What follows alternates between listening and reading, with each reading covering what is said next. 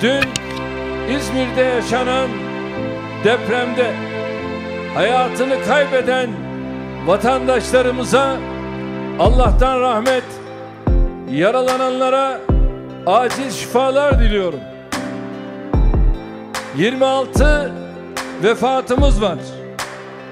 885 yaralımız var. 15 yoğun bakımda olan hastamız var.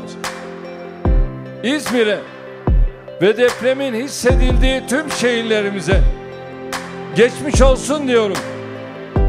Devletimiz deprem anından itibaren tüm bakan arkadaşlarım, milletvekillerimiz, kurumlarımız, Kızılay'ımız, AFAD'ımız hep birlikte imkanlarımızla İzmirli kardeşlerimizin imdadına koştuk.